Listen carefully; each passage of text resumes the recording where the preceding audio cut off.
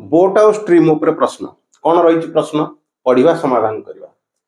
गोटे डंगा स्थिर जल में घंटा प्रति 30 किलोमीटर बेगर गति करें। जदि स्रोतर बेग घंटा प्रति 2 किलोमीटर हुए तेबे जलर प्रतिकूल 56 किलोमीटर दूरता को केते समय अतिक्रम कर। देख प्रश्न अनुसार दि जाइए जितेबाला स्थिर जल अच्छी स्टिल वाटर अच्छी से समय डंगार घंटा प्रति बेग रोचे 30 किलोमीटर पर आवर तामाने घंटा प्रति से 30 किलोमीटर बेगर जापर एवं एथिरे स्रोतर बेग दे दिया जाइए। स्रोतर बेग घंटा प्रति है 2 किलोमीटर पर आवर।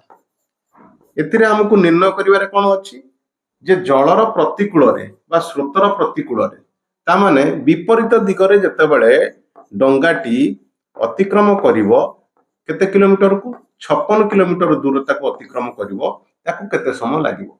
तेबे जेतेबेले स्थिर जल रे डंगाटी 30 किलोमीटर बेगरे जाउची एवं स्रोतर बेग 2 किलोमीटर पर आवर रही विपरीत दिगरे ताले तार बेग केते हिजिवो स्थिर जल रे थिबा बेग 30 किलोमीटर रु स्रोतर बेग को आम फेडी दबा पाइबा केते 28 किलोमीटर पर आवर। बुझिला ना नहीं ता माने विपरीत दिगरे स्रोतर विपरीत दिगरे घंटा प्रति 28 किलोमीटर बेगरे डंगाटी जाई परिवो। तेबे मोट केते दूरता जिबार अछि दूरता अछि 56 किलोमीटर एवं बेग केते अछि 28 किलोमीटर।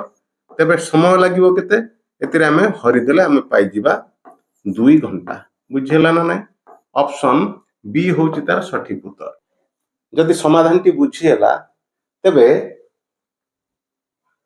एई प्रश्नटी तुम मानक पाई ताकू समाधान करिवो कमेंट्स रे जणिवो।